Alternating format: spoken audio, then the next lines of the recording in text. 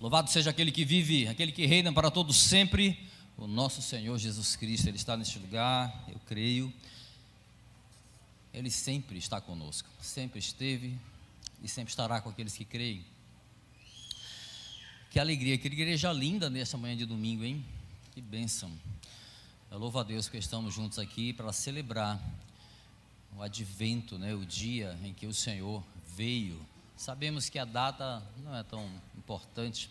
Jesus nasce todos os dias quando alguém crê no seu evangelho. Ele está nascendo no coração daquela pessoa. E nós celebramos hoje esses dias em que Jesus nasce para a vida de alguém. E a partir do momento em que Jesus nasce para a vida de alguém, essa pessoa terá a vida eterna, para a glória dele mesmo. Louvado seja o nome do Senhor. Sejam bem-vindos, irmãos que estão nos visitando, que estão aqui nesta manhã, que alegria. Sejam bem-vindos, irmãos que estão também nos acompanhando de casa pela internet, não puderam estar aqui presencialmente, mas estão acompanhando também a gente. Irmãos da igreja, irmãos da base, que bom estarmos juntos nesta manhã, que alegria. Eu já te convido, por gentileza, a abrir a tua Bíblia. Cadê o passador aqui das coisas?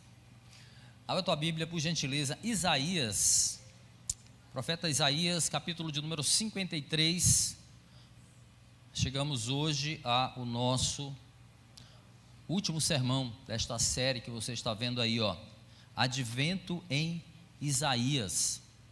Foram 4 sermões neste maravilhoso livro profético, deste profeta messiânico que é Isaías, e falamos de Cristo esse tempo todo.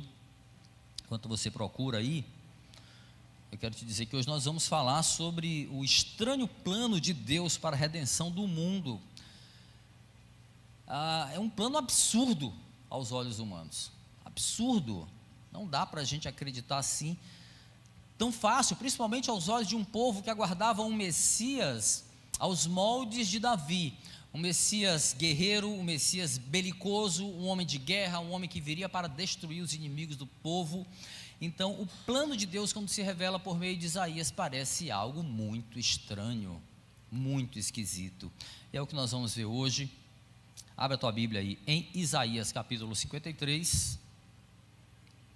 Eu vou ler na NVI, na Nova Versão Internacional. Está aqui na tela, tá? Você pode acompanhar na sua Bíblia. Tem algumas diferenças na tradução. Se você sentir alguma dúvida em relação aos termos, a gente conversa no final, se eu não esclarecer aqui durante o sermão, tá bom? Mas você pode acompanhar também aqui na versão NVI, que a gente lê juntos. Vamos lá. Assim diz a palavra do Senhor. Acompanhe com reverência, com atenção. É a palavra do Senhor que nós vamos ler. Isaías 53, versículo 1 ao versículo 9. Diz assim: quem creu em nossa mensagem, e a quem foi revelado o braço do Senhor? Ele cresceu diante dele como um broto tenro e como uma raiz saída de uma terra seca. Ele não tinha qualquer beleza ou majestade que nos atraísse, nada havia em sua aparência que o desejássemos. Foi desprezado e rejeitado pelos homens, um homem de dores e experimentado no sofrimento, como alguém de quem os homens escondem o rosto. Foi desprezado e nós não o tínhamos em estima.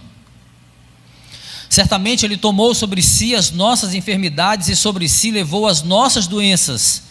Contudo, nós o consideramos castigado por Deus atingido e afligido. Mas ele foi traspassado por causa das nossas transgressões, foi esmagado por causa de nossas iniquidades. O castigo que nos trouxe a paz estava sobre ele, e pelas suas feridas fomos curados. Todos nós, como ovelhas, nos desviamos. Cada um de nós se voltou para o seu próprio caminho, e o Senhor fez cair sobre ele a iniquidade de todos nós. Ele foi oprimido e afligido, e contudo não abriu a sua boca. Como um cordeiro foi levado para o matadouro, e como uma ovelha que diante de seus tosqueadores fica calada, ele não abriu a sua boca.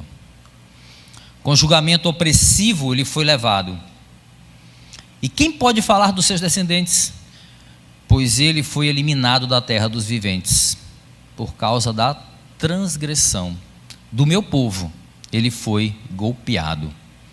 Foi-lhe dado um túmulo com os ímpios e com os ricos em sua morte, embora não tivesse cometido nenhuma violência, nem houvesse nenhuma mentira em sua boca. Feche teus olhos, curva sua cabeça, vamos orar.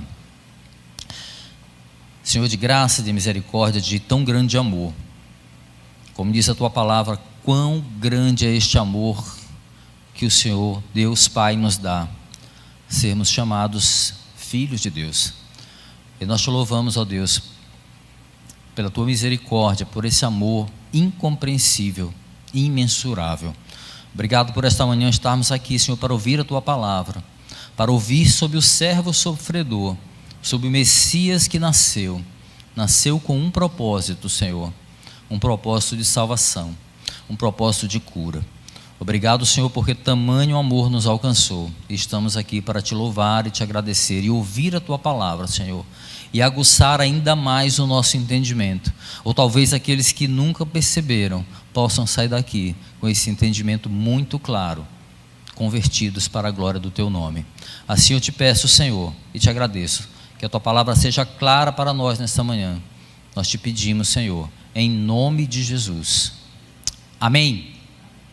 Para iniciar aqui a nossa jornada, meus irmãos, eu vou recorrer à própria Bíblia, tá? Vou recorrer aqui como uma espécie de ilustração, mas baseada em fatos narrados nos evangelhos, especificamente o evangelho de Marcos, capítulo 15, porque essa narrativa ela faz uma conexão interessante com esse texto aqui de Isaías, porque essa narrativa do Novo Testamento, podemos dizer assim, é uma parte da consumação da profecia que Isaías acaba de nos narrar aqui, conforme a iluminação do Espírito Santo.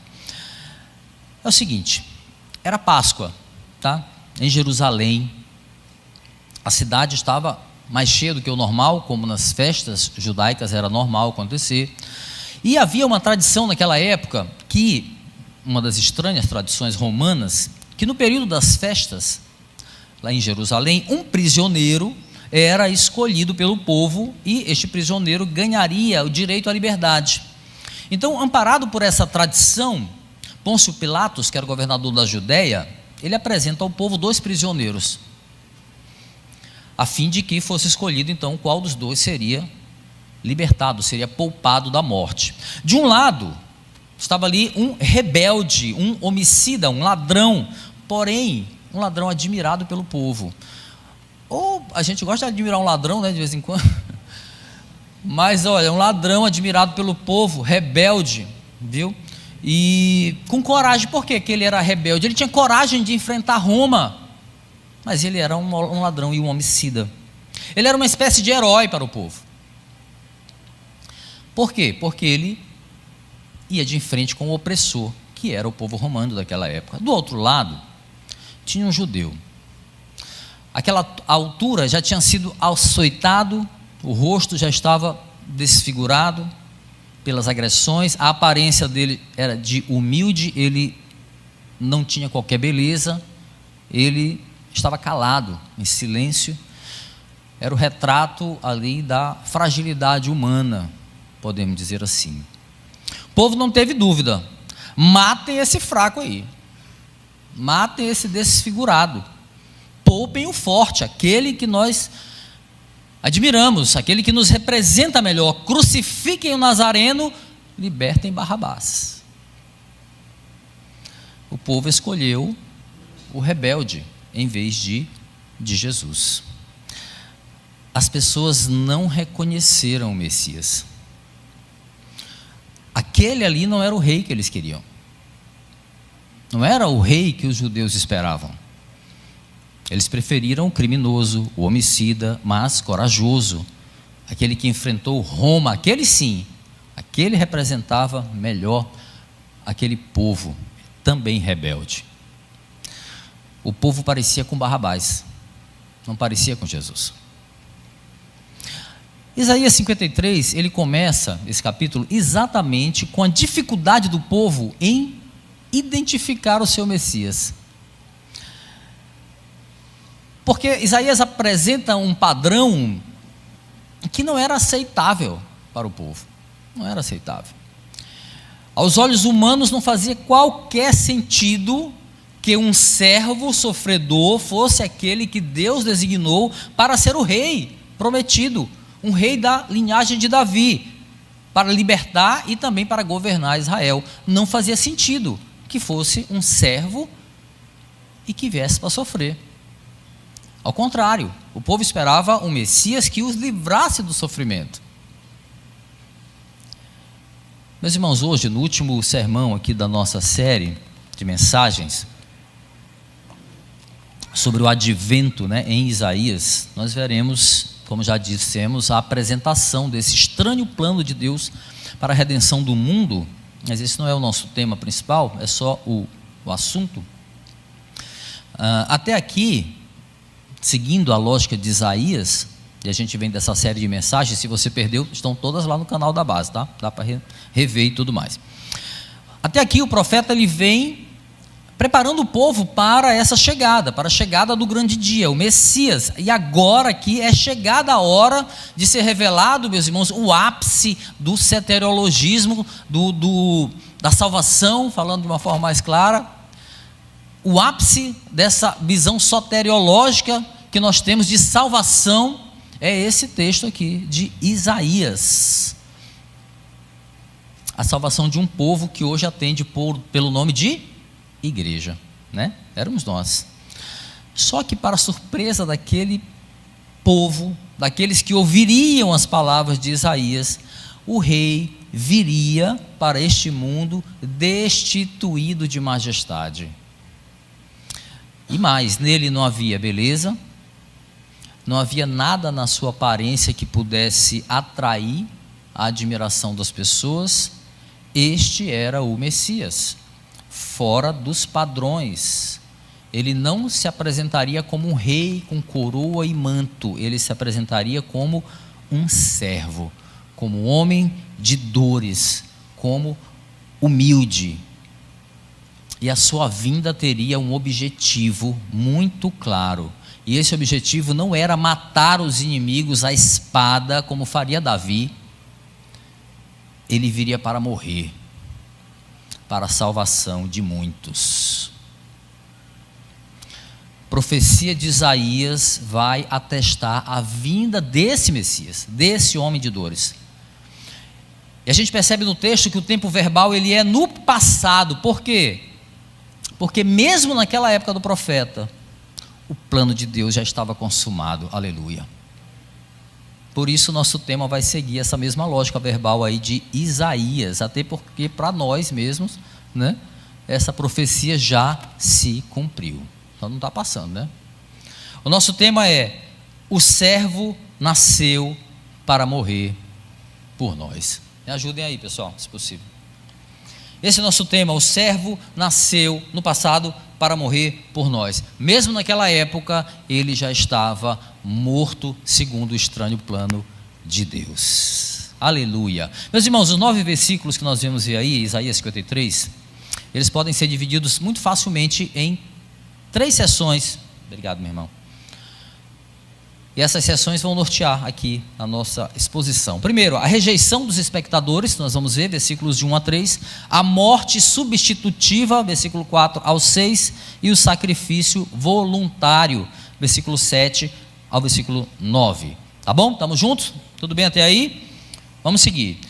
Isaías, meus irmãos, anunciou o advento do Messias, mas, as testemunhas o rejeitaram, como diz Isaías claramente. Mas qual foi o problema desses espectadores da vinda de Cristo? O que aconteceu? Por que eles o rejeitaram? Vejamos aí o que o texto vai nos dizer sobre isso. A rejeição dos espectadores. Vamos ver os textos de 1 a 3? Olha só o que diz. Quem creu em nossa mensagem e a quem foi revelado o braço do Senhor? Ele cresceu diante dele como um broto tenro e como uma raiz saída de uma terra seca. Ele não tinha qualquer beleza ou majestade que nos atraísse, nada havia em sua aparência para que o desejássemos. Foi desprezado e rejeitado pelos homens, um homem de dores e experimentado no sofrimento. Como alguém de quem os homens escondem o rosto, foi desprezado e nós não o tínhamos em estima. Atenção, tá, pessoal? Porque é importante entender aqui esse começo. É importante a gente afirmar, por exemplo, que do capítulo 42 de Isaías, ele começa ali uma sequência de cânticos dedicados ao Messias. Ele chama de cânticos do servo, teoricamente, os estudiosos chamam assim, a partir do capítulo 42, depois você procura lá. E a gente chega agora aqui no quarto cântico dessa sequência, né? O início de Isaías 53 é parte desse cântico que na verdade começou no capítulo passado, versículo 13 de Isaías 52 é o começo desse cântico. Talvez a tua Bíblia esteja dividindo isso, geralmente divide, a partir do versículo 13 do capítulo 52, tem lá uma divisão, nessa que eu estou aqui não tem, mas na tua talvez tem. Então é importante até a gente ler, tá? Por quê? Esse cântico, meus irmãos, que está aí em Isaías 53, mas que começa lá no 52, é simplesmente o texto mais citado no Novo Testamento, vindo do Antigo Testamento. É esse texto aí, de Isaías 53. Ele é chamado, inclusive, pelos estudiosos e teólogos, de o Evangelho do Antigo Testamento. Tamanha a importância teológica e para o entendimento da salvação que ele tem.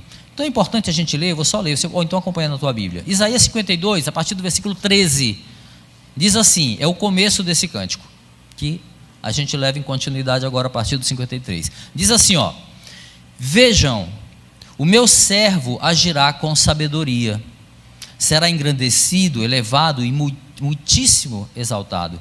Assim como houve muitos que ficaram pasmados diante dele, veja, sua aparência estava tão desfigurada que ele se tornou irreconhecível como homem, não parecia um ser humano.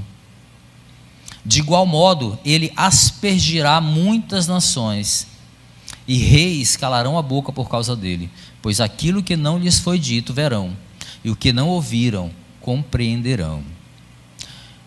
Isaías 53, então, o profeta vai dar sequência a esse poema concernente ao servo que ele cita aí, alguém que agiria com sabedoria, como diz o texto, mas também ele padeceria de dores inimagináveis, excruciante, como que se criou uma palavra, inclusive, para traduzir a dor na cruz, né?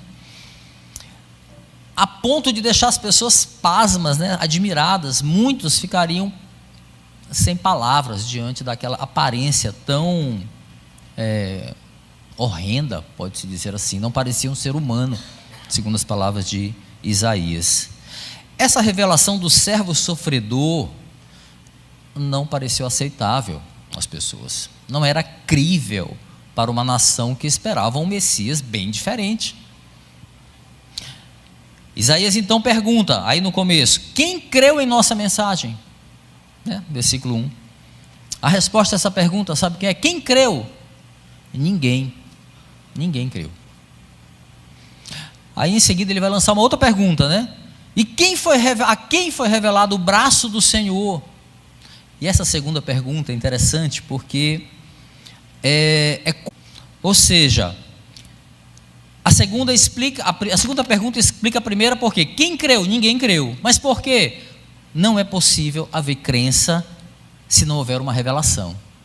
A quem foi revelado, né? Ou seja, com base apenas naquilo que o homem vê, naquilo que o homem compreende, não há como discernir de quem o profeta estava falando, porque aos olhos dos homens, o Messias não pode ser assim. Então é necessário que haja uma intervenção de Deus, uma revelação do braço do Senhor, vinda do próprio Deus, para que o povo entenda quem é este servo sofredor. A gente vai aprofundar isso. Pronto. Esse aí, meus irmãos, é o cerne aqui do mistério. É o eixo que sustenta essa revelação de Isaías. É preciso uma revelação que venha do Senhor para que haja um reconhecimento de fato quem é o Messias. Senão ninguém vai crer. Sob o ponto de vista humano, olha o Messias anunciado por Isaías. Versículo 2, aí a parte C em diante. Ele não tinha qualquer beleza. Pensa assim, olha, lá vem o Messias. Sabe como ele é? Preste atenção. Ele não tinha qualquer beleza, não tinha majestade que nos atraísse. Nada havia na sua aparência para que nós o desejássemos. Foi desprezado, foi rejeitado pelos homens. Um homem de dores, experimentado no sofrimento. Alguém que os homens esconderam o rosto, foi desprezado. Não tinha nenhuma estima de ninguém. Esse era o Messias anunciado por Isaías. Então, considerando um grupo inteiro de espectadores que estava vendo aquele Messias conforme a narrativa de Isaías, ninguém foi capaz de crer que aquela figura desprezível era o Messias esperado. Ninguém creu. Todavia, Isaías depois aponta para um grupo específico que mais tarde creu na mensagem. Aleluia. Que grupo? Um grupo para o qual foi revelado o braço do Senhor. E esse braço do Senhor é uma referência ao poder de Deus. Braço do Senhor, o braço forte, é o poder do próprio Deus. Se antes esse poder de Deus era manifestado por meio de homens, profetas, né? Cita-se aí Moisés, Elias e outros profetas, que eram intermediários desse poder ou da ação poderosa do Senhor perante os homens, meus irmãos, agora muda a história. Antes esse poder era por intermédio de homens, agora é o próprio Senhor que se revela como o próprio braço do Senhor, ou seja, o braço do Senhor é o próprio Senhor, que vem para a salvação de muitos. Aleluia. Para nós, meus irmãos, que experimentamos o cumprimento já da promessa em Cristo, parece mais fácil acreditar. A gente já vê a promessa realizada, nós temos as Escrituras. Mas vamos tentar nos colocar no lugar daquelas pessoas, lá daquela época de Isaías. Isaías menciona que este Messias, ele cresceu, olha o texto, diante dele como um broto tenro e como uma raiz saída de uma terra seca. Algumas versões falam de renovo do Senhor. Mas esse renovo do Senhor, ele brota da terra, né? O profeta faz aqui uma analogia, uma referência à origem terrena de Jesus, a origem natural deste servo sofredor. A imagem de brotar da terra era algo que aponta para a genealogia humana de Cristo. Aí a pergunta que fica na mente daquelas pessoas: como que um homem poderia ser o braço forte do Senhor? Não faz sentido. Como poderia um homem ser um Cristo, o Cristo? E mais, como um homem poderia ser um com Deus ou ser o próprio Deus como o braço do Senhor? Não deu para acreditar. Não deu para acreditar. Essa verdade retratada por Isaías, meus irmãos, ela não fica tão distante quando nós lembramos como as pessoas descartaram Jesus naquela época já, o Jesus que estava aqui. Descartavam a sua posição messiânica simplesmente pelo fato de vir de Nazaré, não é? O que Natanael disse para André quando André foi chamá-lo para conhecer Jesus? Pode vir alguma coisa boa de Nazaré? Não fica tão distante o que Isaías estava falando ali. Já em Nazaré, na própria terra dele, as pessoas falaram assim: esse não é o filho do carpinteiro? Messias, Cristo? As pessoas conheciam a família de Jesus terrena, então não fazia nenhum sentido. Meus irmãos, a verdade estava tão perto. A verdade está tão perto. Viu a mudança do verbo aí? Estava e está tão perto. Mas por que não houve olhos para essa verdade? Porque o olho humano, por si só foi capaz de ver um homem entre os homens, o filho do carpinteiro, o morador de Nazaré, sem nenhuma nobreza, sem nenhuma aparência atraente. O que aconteceu com este homem foi uma rejeição em massa. Nas palavras do profeta, ele foi desprezado, ele foi rejeitado pelos homens. As pessoas esconderam o rosto para não encará-lo, como muitos de nós fazemos hoje. E aí, com essas palavras aqui, Isaías completa, sabe o que, meus irmãos? O diagnóstico da nossa condição humana. Há uma intenção muito clara de Isaías aqui traçar um retrato daqueles que desesperadamente precisavam de um Salvador, mas estar diante do servo, ou seja, do braço do Senhor, do Messias, do Cristo, e não encontrar qualquer beleza nele, revela exatamente a nossa incapacidade por si só de enxergar o único caminho possível de reconciliação com Deus. Não podemos. Isaías está ressaltando aqui, meus irmãos, que todos os aspectos da natureza humana são inadequados diante do Senhor. Nosso estado natural, ele é pecaminoso. Ele nos impede de nos achegarmos a Deus. Há uma barreira, a porta está fechada para nós. A boa notícia é que somente a revelação divina pode tornar o servo conhecido por nós. Somente o próprio Deus pode nos atrair para Ele. Se você se sente atraído por Deus, não é por sua força, é Deus. Só a fé que vem do Senhor pode reverter a rejeição em conversão desses espectadores que rejeitam o Senhor. E aí, nesta revelação maravilhosa que trouxe à luz a cegueira, na verdade, humana, né? Isaías vai trazer algo inesperado ao entendimento, meus queridos. Ele vai revelar que o sofrimento do servo, ele é substitutível. Ou seja, ele nasceu para morrer por nós. A morte substitutiva. Olha o que diz os versículos de 4 a 6, olha só. Acompanha. Certamente, ele tomou sobre si as nossas enfermidades e sobre si levou as nossas doenças. Contudo, nós o consideramos castigado por Deus atingido e afligido. Mas ele foi traspassado por causa das nossas transgressões, foi esmagado por causa das nossas iniquidades. O castigo que nos trouxe a paz estava sobre ele, e pelas suas pisaduras fomos curados, ou suas feridas. Todos nós, como ovelhas, nos desviamos, cada um de nós se voltou para o seu próprio caminho, e o Senhor fez cair sobre ele a iniquidade de todos nós. Olha só, quer dizer, o servo, ele é de fato caracterizado pelo sofrimento, né? Pelas dores. Isaías vai frisar, vai ressaltar, só que ele não estava padecendo por algo que fosse dele. Ele tomou sobre si as nossas enfermidades, sobre si as nossas doenças, não era dele. Mas apesar de todo esse sofrimento, de todo o sofrimento do servo todos os sofrimentos terem sido por nós, por mim e por você, ele estava só em sua dor. Nós não tomamos parte nela, nós ficamos à distância, como se houvesse culpa nele, né? Deus que está punindo, é ele que merece ser punido, diz o texto, como se o merecimento pela culpa fosse dele. Isaías diz, nós o consideramos castigado por Deus atingido e afligido.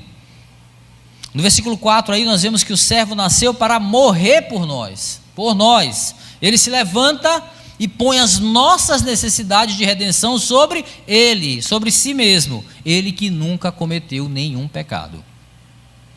Aí no versículo 5 a gente vê o sofrimento, foi a pena que ele pagou por nossas transgressões e por nossas iniquidades. Ele foi o quê? Traspassado. Traspassado significa uma morte um ferimento de morte, como uma lança, como uma espada. Ele foi esmagado. O termo esmagado do hebraico aí é como uma pessoa que é pisoteada até a morte. Esse é o sentido, o peso dessa palavra, traduzida para esmagado aqui. Ele foi castigado até morrer, sofrendo agonias excruciantes que terminaram em morte de cruz. Tudo isso, olha para o texto, para que nos fosse trazida a paz com Deus. Não a paz de Deus, mas a paz com Deus, ou seja, uma ruptura de um estado permanente de guerra com o Senhor, um estado impossível de ser mudado, senão pelo sacrifício substitutivo do servo na cruz. Versículo 6, a gente vê novamente a imagem de quem nós somos, claramente aí, só que agora a metáfora é da ovelha desgarrada, né? Todos nós, como ovelhas, nos desviamos, cada um de nós se voltou para o seu próprio caminho, em vez de se voltar para o caminho, né? O único caminho. Nos voltamos para o nosso próprio caminho. Meus irmãos, ao passo que Isaías está falando, o propósito da vinda do Messias,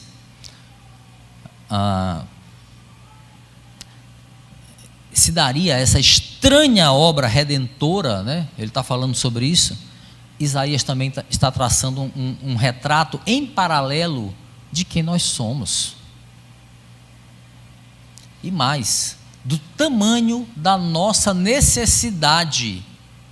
Percebe? Isaías fala do Messias, da obra do Messias, mas em paralelo é um retrato de quem nós somos e do tamanho de quanto nós precisamos de salvação. E algo importante que esse texto nos traz, meus irmãos, para você entender e refletir, é a compreensão. Escuta, olha, não é a nossa imensidão de pecados, multidão de pecados, como fala Romanos, né? Que mede o tamanho da nossa necessidade de salvação, ou seja, o tanto que eu tenho de pecado é o tanto que eu tenho de necessidade de salvação. Não, o que mede a nossa situação é o que Deus fez para que nós tivéssemos o seu perdão. O que ele fez? Ele enviou o seu filho para morrer na cruz. É esse gesto que mostra o tamanho da nossa necessidade. Foi o que Deus fez. Nem o nosso pecado traz mérito para nós. Em outras palavras, meus irmãos, para explicar, foi o fato de Deus ter enviado o Messias para morrer no nosso lugar, que revela o nível do nosso estado de morte. Somente pela morte do Cordeiro de Deus, o sacrifício substitutivo, perfeito, nós fomos sarados. Ou seja, regenerados para termos paz com o Senhor. Que texto lindo e doído. Cristo fez tudo isso sozinho, meus irmãos, sozinho, sem qualquer cooperação nossa, ou mesmo entendimento. O plano de salvação era estranho demais para o parco conhecimento humano perceber. O pecado nos deixa egoísta demais. O pecado nos deixa cegos demais para enxergar o agir misterioso de Deus, muitas vezes. Aí adiante, meus irmãos, vai chegar o ponto culminante da revelação, desse gesto salvífico do servo, o ponto que, além de ser substitutiva, a morte se revela como um ato voluntário do Cordeiro, bem diferente do sacrifício substitutivo e insuficiente que era feito com animais naquela época do Antigo Testamento. Agora não, o ato ele é voluntário. Os 3 versículos seguintes agora, que vai encerrar o nosso texto, encerra a nossa jornada, ele vai nos conduzir a um santo sacrifício. O Cordeiro de Deus efetua aí a expiação, a remissão perfeita e suficiente do nosso pecado perante Deus. O sacrifício ele é voluntário. Olha os 3 versículos finais, diz assim: ele foi oprimido e afligido, e contudo não abriu a sua boca. Como um cordeiro foi levado para o matadouro, e como uma ovelha que diante de seus tosqueadores fica calada, ele não abriu a sua boca. Com julgamento opressivo ele foi levado. E quem pode falar dos seus descendentes? Pois ele foi eliminado da terra dos viventes, por causa da transgressão do meu povo ele foi golpeado. Foi-lhe dado um túmulo com os ímpios e com os ricos, e em sua morte, embora não tivesse cometido nenhuma violência, nem houvesse nenhuma mentira em sua boca. Eu falei do sacrifício com o animal aqui, né, no Antigo Testamento, que era o ritual de expiação dos pecados do povo. Vamos comparar um pouquinho esse sacrifício? O sacrifício do servo com os sacrifícios que eram oferecidos para expiação do pecado no Antigo Testamento. Diz assim, ó, primeiro, comparando, o servo, segundo o texto, ele não oferece qualquer resistência física à violência, né? Mas ele se humilha a si mesmo. Ele não oferece qualquer resistência verbal, ele fica calado, ele fica mudo, ele não reage verbalmente. Os animais, ao contrário, eles vão para o matadouro e vão para a tosquia sem entender o que está acontecendo. Eles são levados para lá. Já o servo sabia muito bem o que estava acontecendo. Mesmo sabendo, ele foi para a morte com a calma de uma mente submissa, de uma mente obediente. E claro e obviamente não com ignorância. Ele sabia muito bem o que ele estava fazendo. Então o que acontece aqui? Isaías agora demonstra que ele é o cara, viu? Ele demonstra toda a sua habilidade teológica aqui para inserir nessa revelação um novo pensamento. Não o pensamento de que o servo não merecia morrer, porque isso já está muito claro, né? Ele não merecia morrer, ele não tinha nenhuma culpa. Nós sabemos que ele morreu pelas nossas transgressões. Ele não havia culpa, não havia pecado nele. Mas o entendimento que ele lança agora é que o servo, apesar de inocente, ele estava disposto a morrer voluntariamente. Aqui é o cume do plano de salvação. Eis aí, meus irmãos, uma exigência que o sacrifício de um animal jamais poderia suprir. Nenhum animal pode fazer mais do que uma ilustração do que é a morte substitutiva, algo que precisava ser repetido várias e várias e várias vezes. Por quê? Porque apenas uma pessoa pode substituir outra pessoa, não um animal. O servo cumpre as exigências necessárias ao substituto perfeito. Ele toma sobre si a condenação que estava sobre os pecadores. Ele não tinha nenhuma mácula, ele era o cordeiro perfeito, logo ele era aceitável plenamente para o sacrifício perante um Deus santo. Ele acrescenta o que nenhum animal ou mesmo outro ser humano poderia acrescentar: a vontade de aceitar e se submeter ao papel de substituto. Só Cristo poderia fazer isso. O estranho plano de Deus para a redenção aí do mundo atinge aqui o seu ponto culminante, meus irmãos. Por isso esse texto é chamado de o Evangelho do Antigo Testamento. O servo consciente de tudo, que está prestes a morrer, ele sabe do que vai acontecer, ele vai com submissão para a morte que o aguardava ali naquela cruz. Tudo isso na presença de uma plateia que o rejeitou e não tomou qualquer partido nessas dores que caíram sobre ele. Por fim, consumada a sua morte, aí algo novamente surpreendente torna a acontecer, porque foi dado a ele um túmulo com os ímpios, mas com os ricos também, em sua morte, diz aí o versículo 9, né? Quando alguém era condenado como um criminoso naquela época, a lógica natural era ser também sepultado como um criminoso, às vezes em qualquer cova coletiva ou até mesmo deixado em algum lugar. Mas ao contrário dessa lógica, o corpo de Jesus, ele é levado para ser sepultado em um lugar reservado aos ricos, e assim a profecia se cumpre, né? Mais adiante lá, nos evangelhos a gente vai ver que José de Arimateia, um rico piedoso, né, dá a Jesus um túmulo para ser sepultado, a profecia de Isaías se cumprindo. E aí o fim do versículo 9 vai só ressaltar novamente a inocência desse servo, né, que foi morto como um criminoso, mas ele não havia cometido qualquer violência, não havia nenhuma mentira na sua boca. Meus irmãos, se um dia nós tivermos os olhos abertos pelo Senhor, se um dia eu, você, nós que estamos aqui, conseguimos ver alguma coisa, é fundamental nós vivermos motivados pela consciência, e aí para você refletir, de que os horrores que Cristo sofreu na cruz são reflexo da ira de Deus contra os nossos pecados. Eu já ouvi as pessoas dizerem assim: eu não consigo ver aquele filme do Mel Gibson, porque eu vejo como Jesus sofreu e ele fica desfigurado. Pois é, aquilo ali é uma vaga ideia, porque foi bem pior, do reflexo da ira de Deus contra ele, não, contra nós. Contra nós.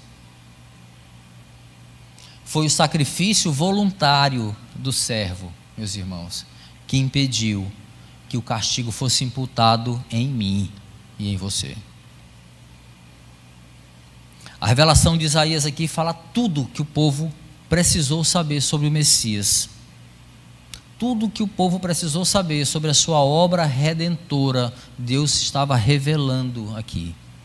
Mas também, aqui nessa profecia, tem tudo que nós não podemos esquecer sobre quem nós éramos e quem nós somos por causa de Cristo. O Natal, meus irmãos, é a celebração do nascimento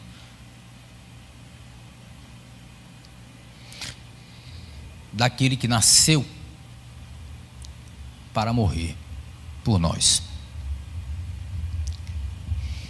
Para concluir, meus queridos, o capítulo 53 de Isaías, na verdade, todo esse quarto cântico aqui, que começa lá no versículo 13, do capítulo 52, ele nos apresenta o servo sofredor, o Cordeiro de Deus, o Messias, de uma forma constrangedora para nós.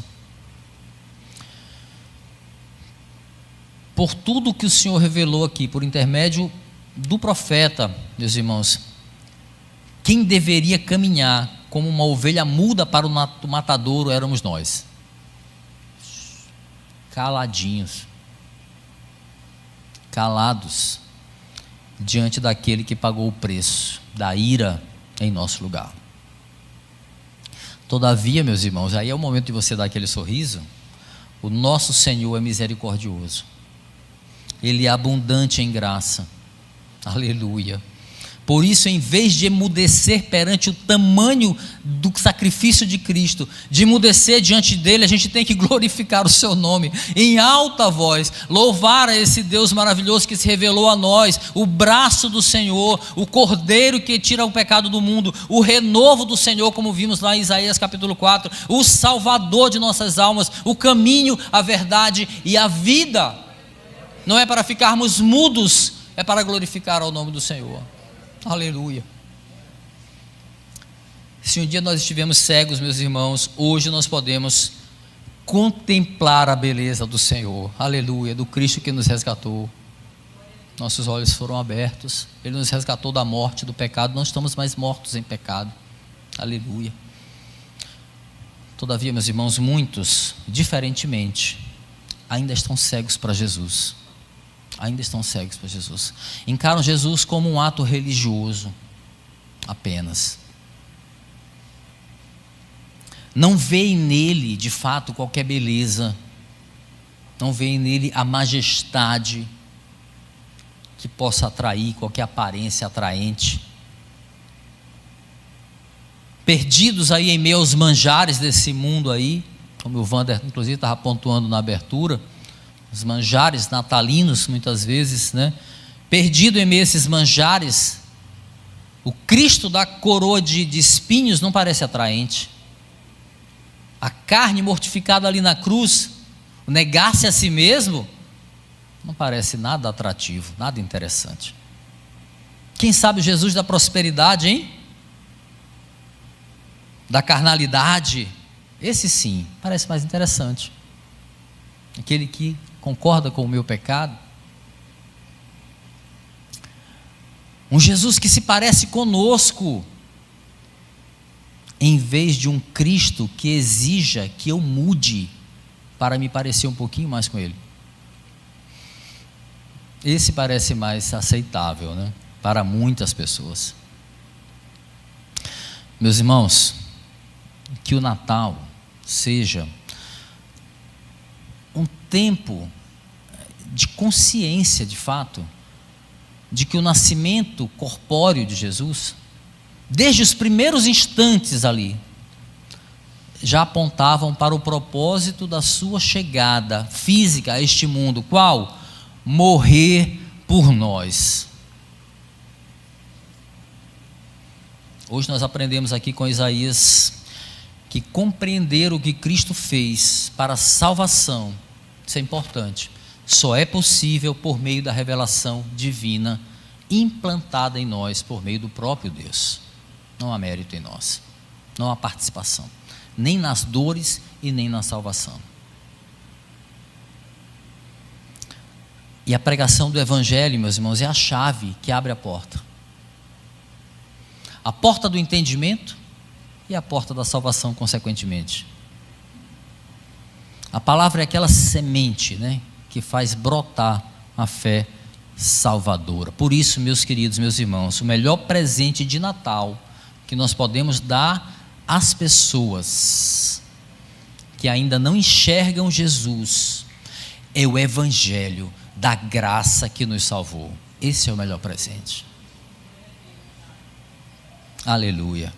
Louvado seja o nome daquele que vive, daquele que reina para todo sempre, meus irmãos. Feliz Natal, meus irmãos. Feliz Natal. Feliz vida em Cristo. O melhor presente de todos, Ele já nos deu. Amém. Vamos ficar de pé, vamos orar.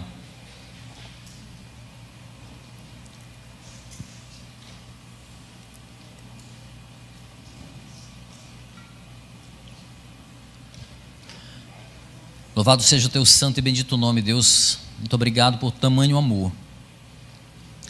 Obrigado, meu Deus, porque tu já usavas os profetas para sinalizar o sentido do nascimento de Jesus, que era morrer por nós, que era tomar sobre si as nossas dores, as nossas transgressões, ele que não tinha culpa nenhuma, era dar o exemplo do servo sofredor, era morrer a pior das mortes, passar a pior das dores, para que pudéssemos ter vida, para que pudéssemos viver.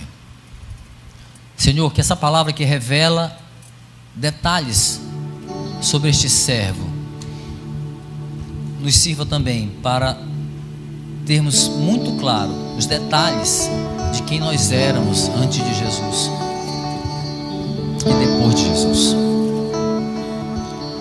Obrigado, Senhor, por tamanha clareza da Tua palavra, Senhor. Obrigado, Senhor, pelo privilégio de estarmos reunidos, ó Deus, neste lugar para Te adorar.